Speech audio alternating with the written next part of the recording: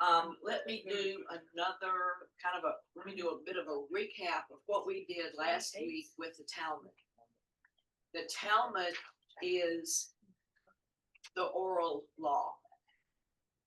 The tradition is that when God gave Moses the written law in the form of the Ten Commandments, he also gave Moses the written law verbally, and that Moses then transmitted that to Joshua. Come in.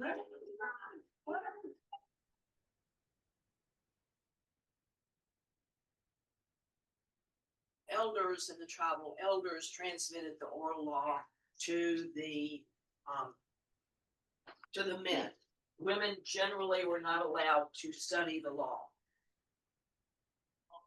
There are 613 written laws in the Torah. The Talmud expands on that. Tremendous expansion. I said last week that, I like y'all, some of y'all have seen my house. I like to collect books, especially books about religion and theology. And I thought, let me see if I can buy a Talmud. So I went on Amazon, and you can buy the Talmud on Amazon, and it costs about $1,000. It is 63 volumes. Oh my God. So this list that I have given you here is a list of the 63 tractates. So the Talmud is split into 6 orders. So if you, and Gail, Tom's trying to figure out a way to email you this handout. So the 6 orders are seeds, festivals, women. We needed our own section. That's laws just relating to women. They don't have controlling women's lives. Well, and term, yeah. So we'll get into that. Okay. Damages with civil matters, as well as anything that where you might damage somebody. Holies, and purities, and then the last thing, the last page. So those are the 6 orders. Under each order, there are tractates. That's what they call them. They call it tractates. Each order is split into several tractates. Here. A tractate is just a subdivision of each word. Not just the word they use. You know how to pronounce all this? Number 1 and number 4 words. She makes it up. I know. No. And reading about this either on a, what do you look for?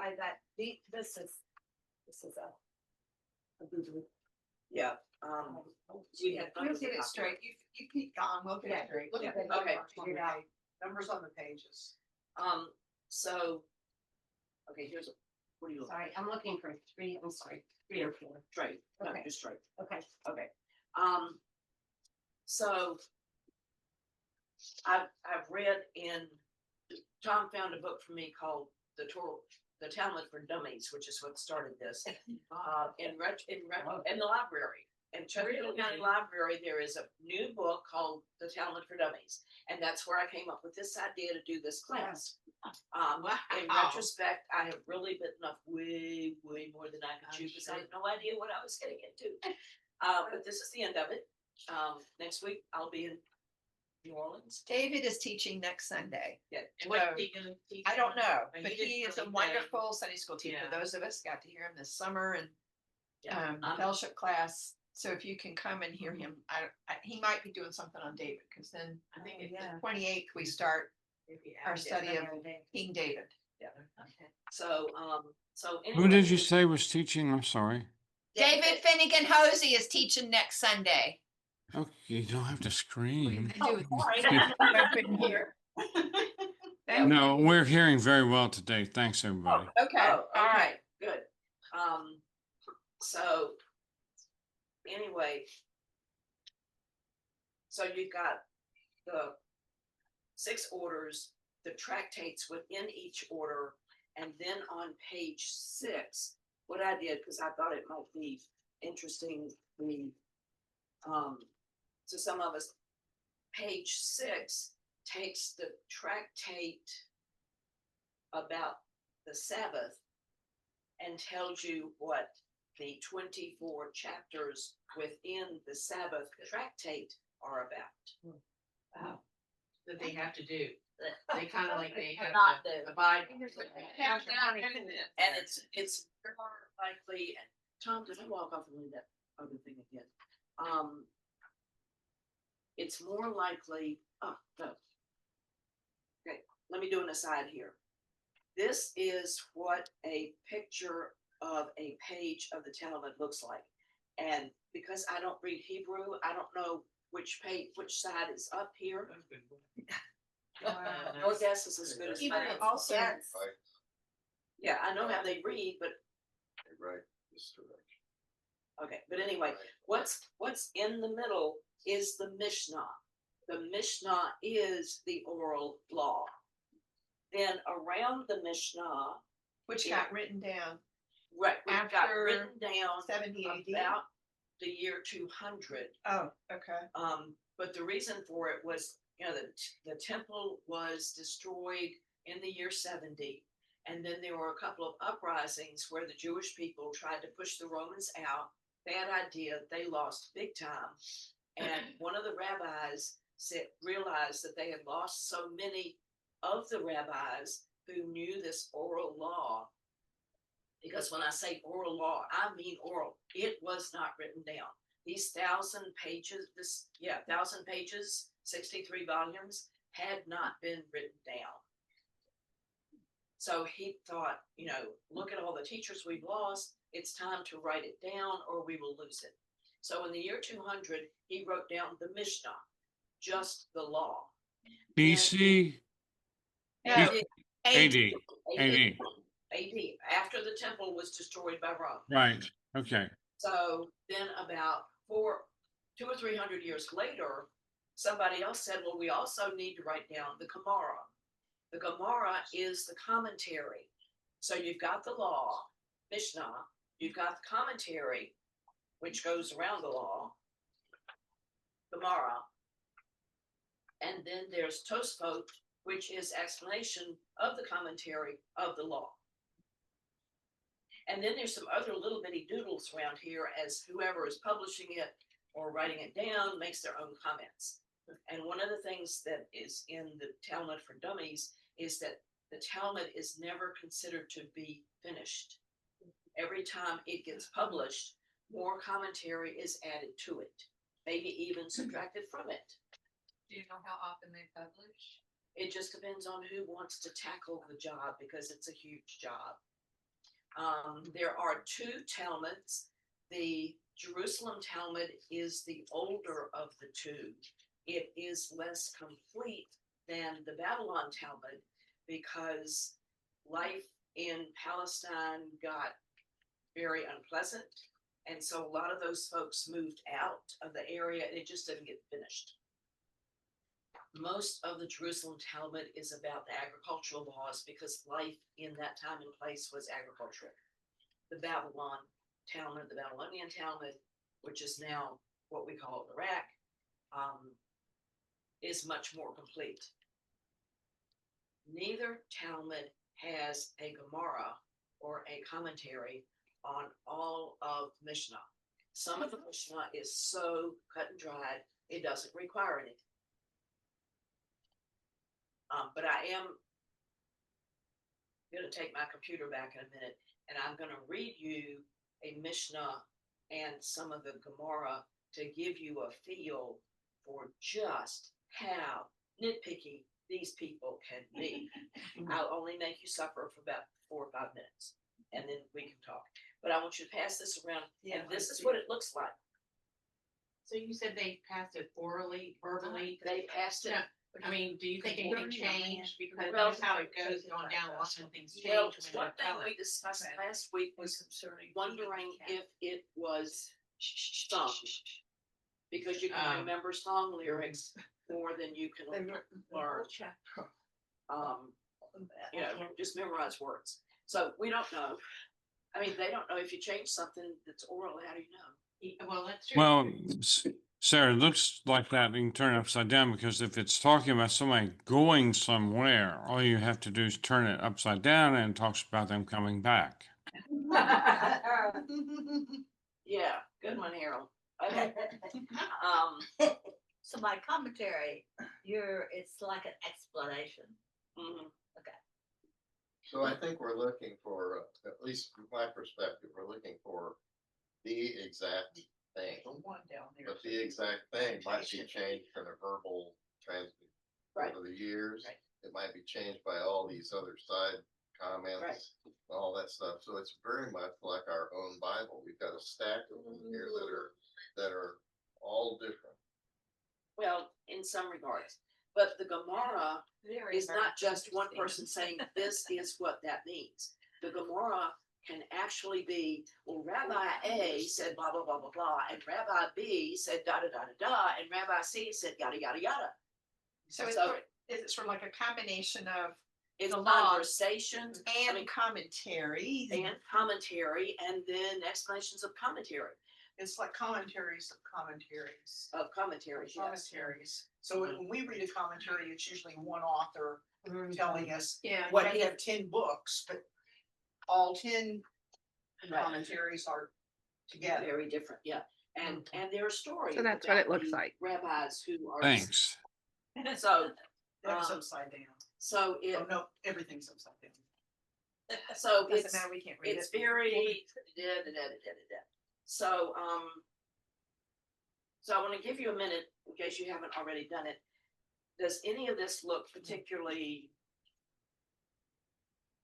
interesting, whatever?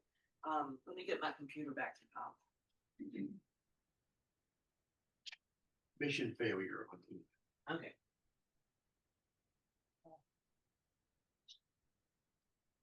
And what I want to do is read you the Mishnah and maybe just a tiny bit of the Gemara on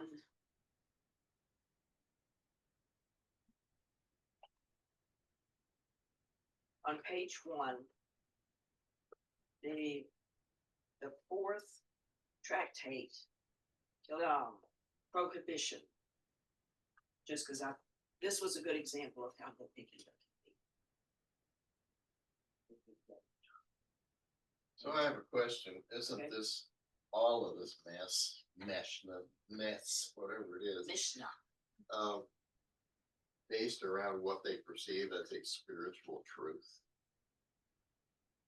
You're starting here with a religious ideas.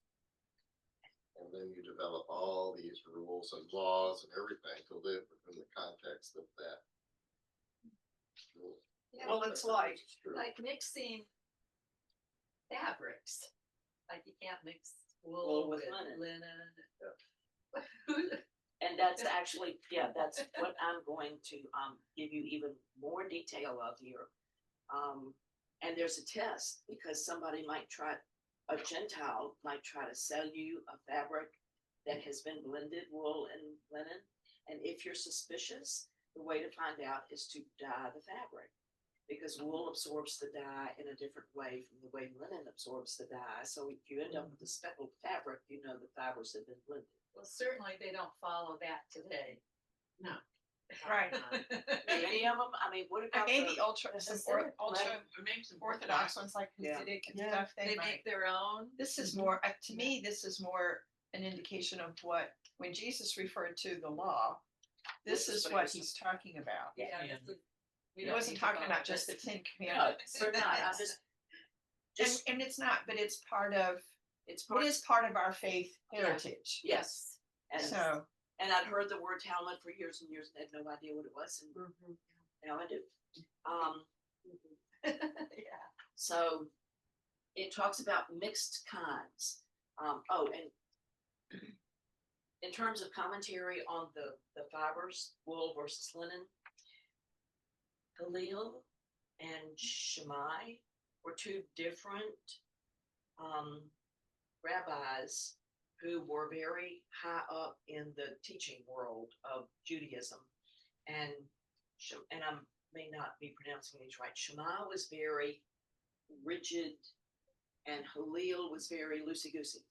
So in terms, They're the chosen. yes, so Shammai said, it's not just wool and linen. You don't lend any fibers. Halil said, it's just wool and linen. You can lend anything else you want to. And so there are different levels of how strict you can be, how strictly, how narrowly you can translate these laws. So that's part of the Gemara, is the discussion that Rabbi Shamil said this, Rabbi Halil said this, and you know. Is everything though based from a starting point of the Ten Commandments? I don't know if it's the 10 Commandments, but it's the 613 in the Torah. Okay, cause it's like, remember the Sabbath and keep it holy. You can have 5,000 plus laws to try to define what that means. Yeah, and I'm gonna read you something on that as well.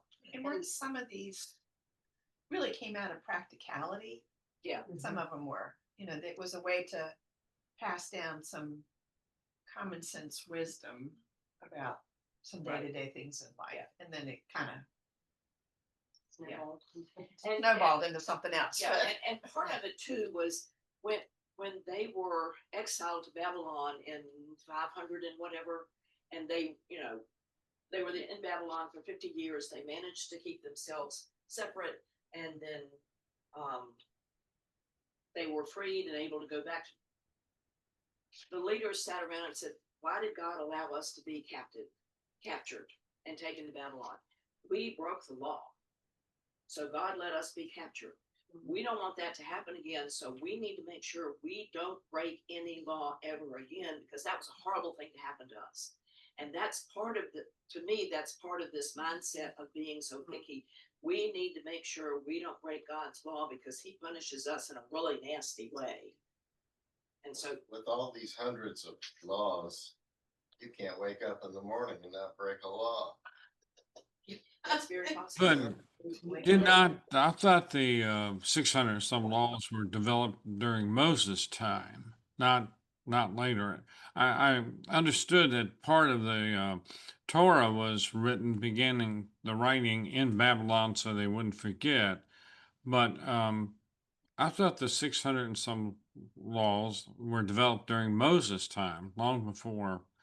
Right, but what I'm trying to say, thank you for making me clarify this. I think that's where the Mishnah came from,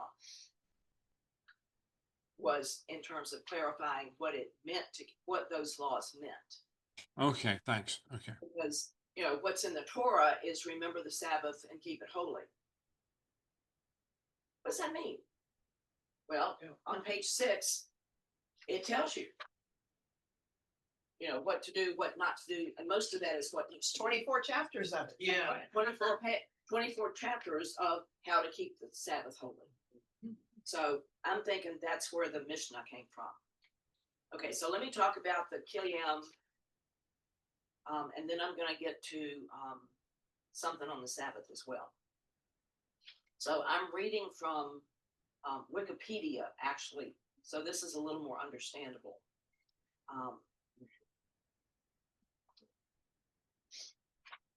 Okay. This tractate concerns the laws regarding various types of mixtures of agricultural products that are forbidden according to the Torah, in accordance with Leviticus 19:9 and Deuteronomy 22:9-11. Specifically, planting different types of seeds together, grafting trees of different types, planting grain, vegetables, or herbs in a vineyard, crossbreeding different species of animals, plowing or doing other work with two different types of animals teamed together, and mixing wool and linen. The I thought types. prohibition was drinking. Yeah. The prohibition against doing these things. The types of seeds determined to be included within this chapter are the 5 species of grain of the land of Israel: wheat, barley, oats, rye, and spelt. Legumes and greens whose roots or stalks are consumed by humans. Since the vineyard is particularly specified in the Deuteronomy passage, it is treated specifically. The prohibitions concerning domestic animals, wild animals, and birds are not mentioned in this tractate, but in a different tractate.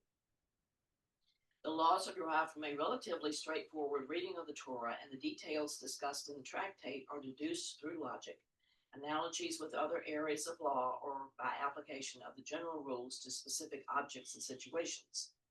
Because the prohibitions only apply to the mixing of distinct species, but not to variants of a single species, the tractate contends with the botanical or biological classifications of seeds, trees, or animals from the standpoint of establishing which are not separate species. So.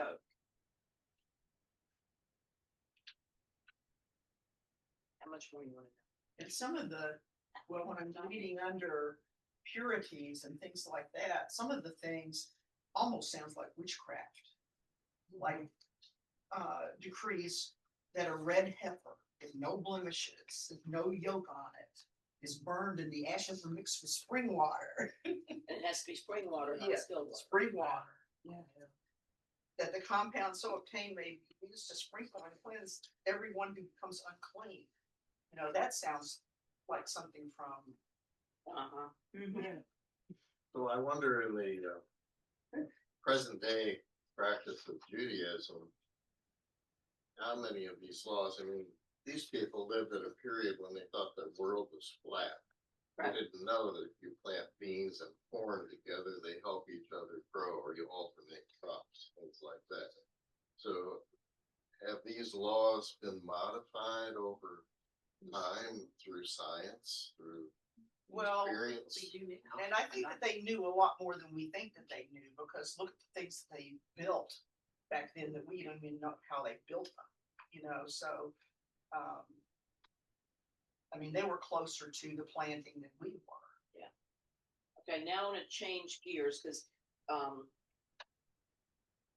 I think so many Jews, I mean, we're not an agriculture society anymore. I don't know very many that are. And so if you're not dealing with agriculture, you're right, you just don't worry about this.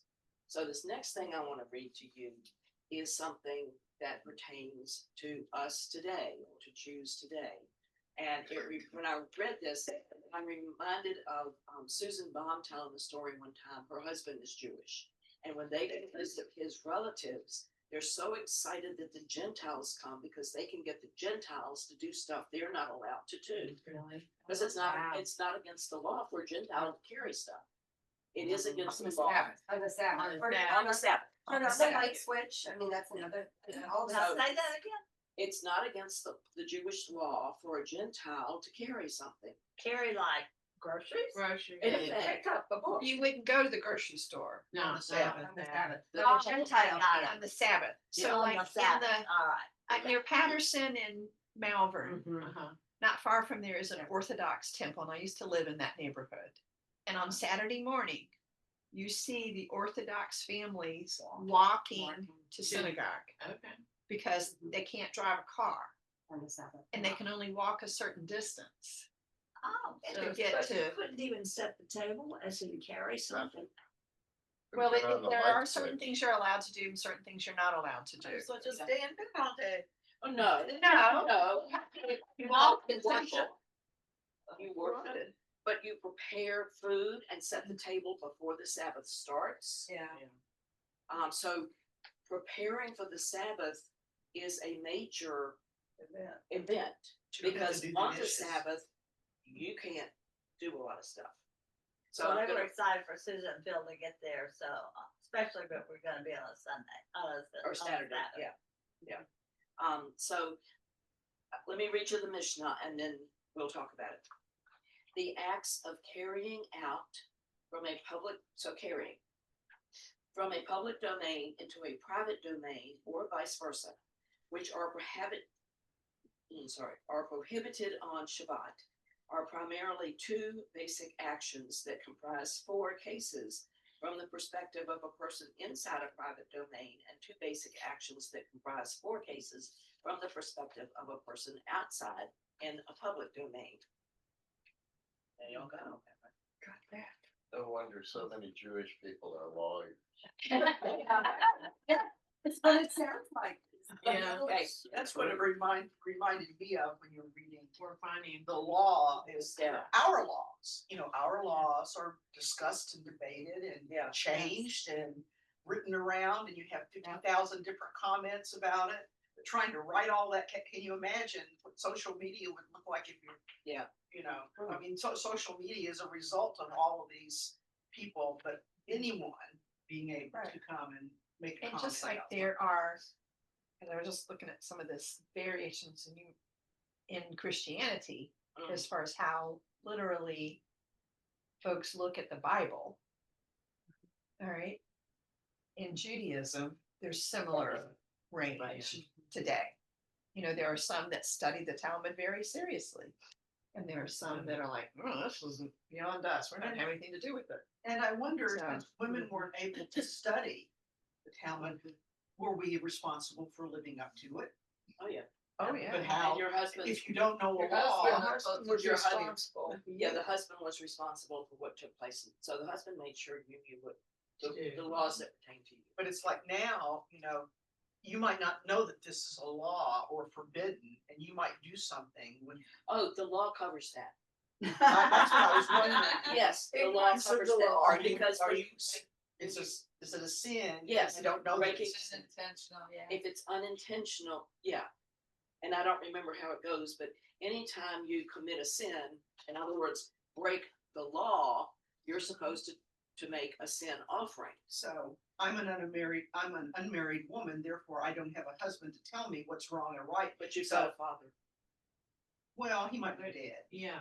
But they all A were brother, would the transferred brother over. be responsible then? When you're responsible who dies, you were transferred over to some To other another man. responsible. It might be an uncle or a cousin A or brother. Yeah, brother-in-law, But- whatever. Okay, so let me you go got back to the, transferred. let me go back to the carrying in and out. How do these 8 cases take place? In order to answer that question, the Mishnah cites cases involving a poor person and a homeowner. And if you could read Hebrew, all of what I'm reading in English is also there in Hebrew. The poor person stands outside in the public domain, and the homeowner stands inside in the private domain. The poor person lifted an object in the public domain, extended his hand into the private domain, and placed the object into the hand of the homeowner. In that case, the poor person performs the prohibited labor of carrying from the public domain into the private domain in its entirety. Or the poor person reached his hand into the private domain, took an item from the hand of the homeowner and carried it out into the public domain. In that case, the poor person performed the prohibited labor of carrying out from the private domain into the public domain in its entirety. In both of these cases, because the poor person performed the prohibited labor in its entirety, he is liable and the homeowner is exempt. So the poor person has committed the sin and he's the one that And has. he's non-Jew. Well, no, both of these Jews. Oh, gotcha. Both of- Okay, All I'm these people are Jews here. clear in that. Yeah, all Okay. these people are Jews. Yeah, because the law doesn't pertain to Gentiles. That's why I thought, We're a lost cause. Yeah. I thought that poor person was a Gentile. and No, doing it. these No, are all okay, Jews. Okay. They're all Okay. Jews. We're all Jewish. Yeah, okay. The Mishnah cites 2 additional cases. In these, the prohibited labor is performed by the homeowner who's in the private domain. The homeowner lifted an item in the private domain, extended his hand into the public domain, and placed the object into the hand of the poor person. In that case, the homeowner performed the labor of carrying out from the private domain into the public domain in its Gosh, I'm entirety. lost. Or the homeowner reached his hand into the public domain, took an object from the hand of the poor person, and carried it into the private domain. In that case, the homeowner performed the labor of carrying from the public domain into the private domain in its entirety. In both of those cases, because the homeowner performed the prohibited labor in its entirety, he is liable and the poor person is exempt. Isn't it as bad as reading the owner's manual for Yeah, the no, safety features well, on my yeah, car? Any lawyer document where you have 30 pages and they have to sign it. Right. How many people read it? Nobody. Done. You know, Yeah. because you know you have to sign it for anything to happen. so Right. you Sign it, you never read it But it's because, double language, it's like yeah, double negatives or something, that's it's weird. Taking into today's context, everything, especially online, you have to say, I agree. if you Terms want of, to. Right, I like 50 agreement. Pages of this. And stuff. yeah, I wanna be on my computer so I can agree. right. Yeah. And the pages also says Can change. they can change this at any Any time time. and you're still, Liable. you know, Okay. liable. Yeah. One time, at a closing, a house closing, there was a pile of papers presented to me, on the desk. And I started looking at the first one and and my lawyer, who, had for a very long time, said, "What are you doing?" I said, "Well, I'm starting to read all this." He says, "You pay me to read it, you sign it." Takes 2 hours. Have time. What was your response, Harold? I signed it. Now, but the background of the mission behind that is a huge amount of trust between me and the lawyer. We've known him forever. So a lot of trust, but yeah, I signed it. Yeah. I think these rabbis had too much time on it. That's what I think. And I think they were control freaks. I mean, this is just. And they were justifying their position. Right, Yeah. I remember on the Chosen where Jesus healed the man's hand On on the the Sabbath. Sabbath and they had a fit. Yeah. Yeah. Because you're not- You don't heal Yeah, on right, this. yeah. You don't There's work several on stories. Sabbath and that's work. That Right. work. Okay, I'm gonna bore you with another couple minutes here. There are 4 additional cases where neither the homeowner nor the poor person performed the labor in its entirety, and therefore neither is liable. The poor person extended his hand into the private domain, and either the homeowner took an object from his hand and placed it in the private domain, or the homeowner placed the object into the hand of the poor person who carried it out. So each one does half of the labor. And I won't, because they just do the same. And therefore, nobody's in trouble. Because each one just did half of it. Oh my It has to be gosh. carrying from one domain into the other. Totally. Is a sin. But if you only do half of it, you're okay. That's great. And who That's started, like, wonder who really? started that rule in the first place? Yeah. A I rabbi. can't And understand. it's just broken the other one. I hand you something through the window. But- You hand me something through, I don't, Okay. I'm missing something. Doesn't make any difference. Okay, So how many of Jews do that today? How many? Some do. Very few, Yeah. I bet you. okay, so They believe in that. hold on.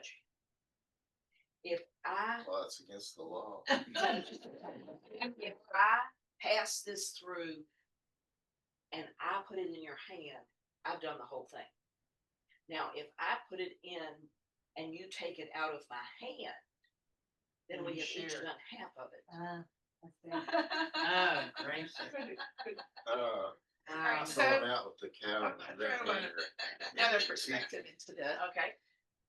So from the sociological human behavior perspective, a lot of these laws served a purpose to provide structure in a new society.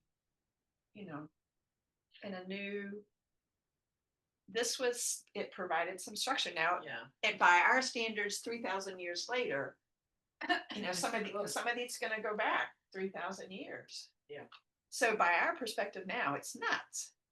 But, in a place where there was no central government, there was no real organization. There wasn't a legislature, this kind of thing. Blue So laws. these laws provided some structure. I think the testimony to the efficacy of these laws is what other tribes from that period survive today. Uh-huh. As Right. they're the only survivors of That time period. that time period. Good point. Well, don't tell the Arabs that.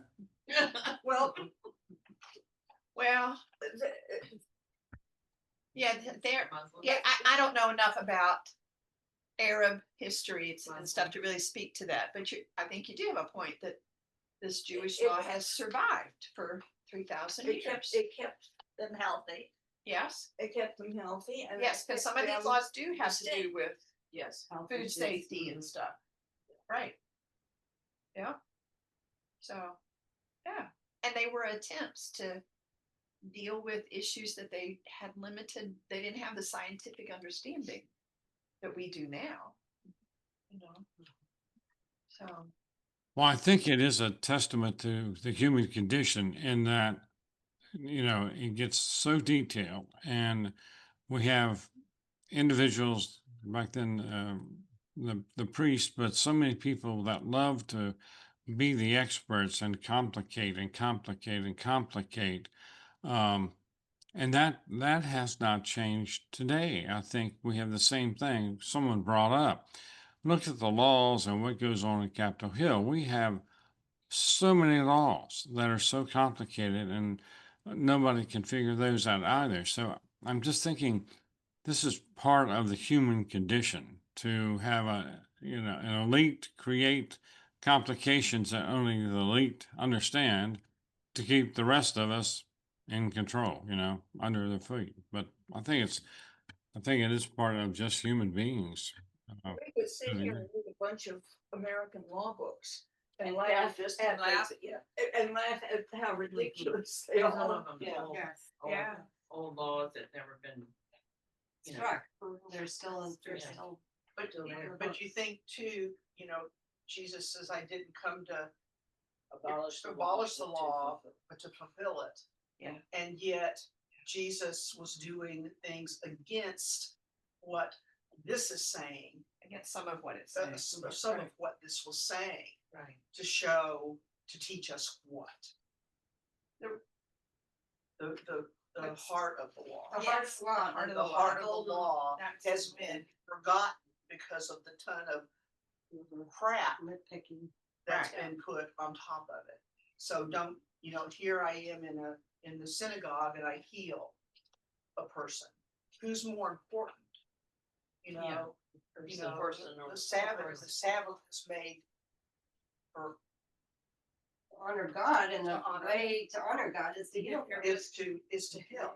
Right. If your best cow falls into a ditch or something, are you gonna leave Well, that? out there? yeah, and actually you can do that. Legally, you can do that. You can protect.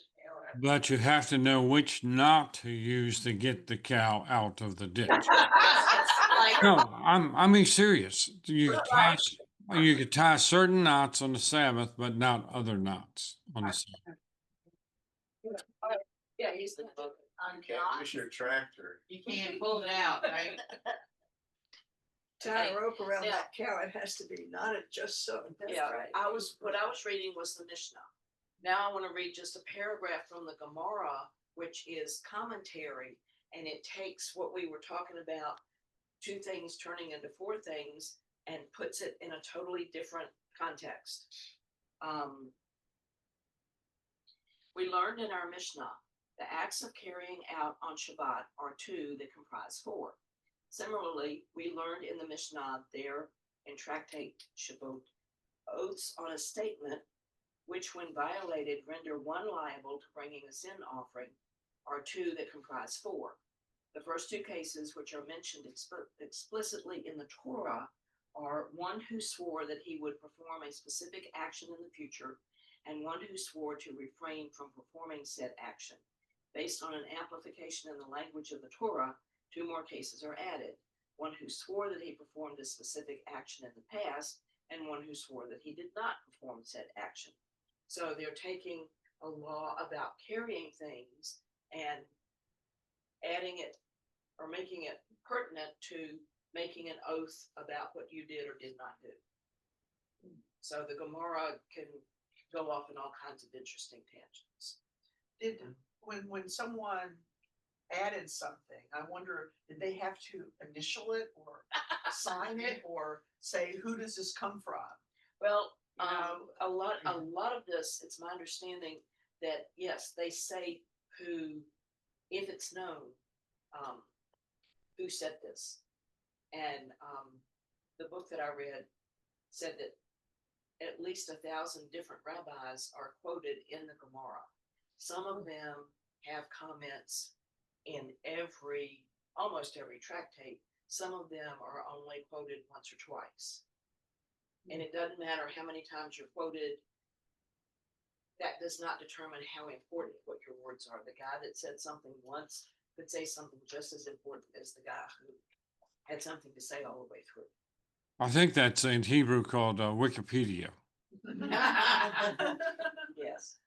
Can So- anyone go in and erase somebody else's comments? You said they can, some of them can be. Yeah, what if it's Just determined completely that that guy changed. was crazy or something? No, I think the craziness just gets explained away by the next guy. I don't Yeah. think Yeah, I think that's Well, right. And This edition can contradict the last edition. Well, But, And remember, remember when we studied misquoting Jesus that one summer Mhm. and talking about how to determine which of the old scrolls they found are factual, more factual, and which ones have been changed. And, we went into great detail on trying to figure that out that summer with Bart Ehrman, I think was the author. Yeah, Right. Bart Ehrman. Yeah, and probably the driest book I ever tried to read, but it was part and parcel of trying to figure out what Susan was just saying, I think. Yeah, and I loved that. That was one of my favorite books. It was a great summer, of study, I think. I'm hung up on tying knots. We joked about tying knots to get your cow out. But I'm serious about this. That there must be some tract in there that actually addresses that, because you address any sailor who sailed big sailing ships or anybody who uses knots for specific purposes. If you're worried about food safety, you're worried about other kind of things, those knots are very important. Yes, they are. And so I'm wondering, just out of curiosity, what they have to say about it. We don't have to go into that. It's just butt off on a side tangent here. I'll get you that Talmud for dummies. Get it on your. Well, at some point, our esteemed teachers in the past taught us that there were knots you could tie and knots you couldn't tie. I don't remember the names of the knots, but we did cover that sometime way back in time, a decade ago, maybe. I don't know. We I did? forgot. Yeah, I we remember talked something about like that, but I last time. can't, Oh. It was in we one of our had classes. studied What knots were illegal and not. yeah. We did. Yeah. I remember. A while back. What I think is interesting is in terms of applying this to our beliefs today is that within Christianity, we have denominations that have a lot of rules Right. and other denominations that, like, we're very loosey-goosey, which is why I'm a Disciples of Christ. I'm all for loosey-goosey because we just have, a couple of, love God, love Christ. Christ is our savior, done. We Right. don't have Yeah. we don't Anything have a else dogma up for with debate. that goes on for 5,000 pages, but a lot of Christian denominations, like, Tom is Greek Orthodox, and there are a lot of rules in that denomination. And just like the Baptists, they're different. Yeah, Yeah, Like the just, Baptists, that's just, yeah, you're right. Methodists. And some people like that. I yes. can remember in Oklahoma, my daughter went to a Baptist church camp one year and she came back and said, Mom, we aren't told what to believe, and they're told exactly what to believe. And I kind of like that. And she Yeah. changed big time, but at that age, she kind of liked having rules. It's like when you're growing up. You're an adolescent, you're a child, and you have rules. Right. You're an adolescent, and you start trying to test those Right. rules. And then an adult, hopefully over time, you develop a compromise, but you're always testing. What's right and what's wrong. Yeah, and at some why. point you learn you don't have to handle the snake. Oh, But some Yeah. people don't Rude. want to think, and they like being told what to. Exactly. And I remember I was told one time by a woman, we were having a, theological discussion, and I said, well, if you believe X, Y, Z, then logically, it means you believe. She said, this is what the Bible says. I don't want to think about it. This is what I believe. And I just went, ooh. So she takes the Bible Mhm. totally literally. That was what I Well, got out of that conversation. Well, some of us in this class that we take the red letters pretty literally, even, a lot of study, but we do believe the red letters are factual, not the Old Testament, which is the truth, but not the facts. But, there's at least one lone red letter man left in this church, Well, and For those who don't know, Harold is referring to himself. And the red letters of Christ. Yeah, I am referring to myself. Yeah. Well, and one other interesting thing, I don't know whether it was Paul or who it was that said this, but we've said it many times in this class, is that there was a woman in a congregation that was speaking with this minister, and she said, well, if the King James Bible was good enough for Jesus, it's good enough for me. And she was serious. And she was serious. This was a former associate minister we had 15, 20 years So- ago. And it was in his students. So He it's was in seminary. that level of Yeah, what you say to that. She thought Okay. that Well, and I had a pretty good friend that went back midlife to a Baptist seminar, seminary. They told him that the history and the dogma of the church was at least as important, if not more, than the scriptures. So, based on that, Mary Magdalene was a prostitute. We have to, we are guilty of making up Christianity as well as the Jews were making up Judaism, I think. Kind of makes the Inquisition more legitimate. Well, yeah, exactly. I mean, that's kind of the point is that there have been times in history when Christianity Yeah. what followed those, what I consider man-made laws, and there are a lot of, I think we're sort of the exception. This denomination, I think, is a bit of an exception in that we don't have a lot of laws and guidelines where we have just a golden nugget that we're supposed to believe. And beyond that, It's all up for debate, we can debate. Yeah. which is why Sunday school is so much fun. And it used to be, I don't know if it still is, but it used to be no creed but Christ. Right, I was getting ready to say the same thing, That's exactly. it, Christ and the That's priesthood of all believers. Those were the two that I Yeah. was raised on. But I was raised Baptist, and Baptist said priesthood of all believers as well. Well, I grew up. Yeah, they didn't Catholic, have and I women was told kicked out. ministers. That's the only one that's gonna go to heaven. Right. And the Methodists are pretty open too. The Methodists don't rule that much.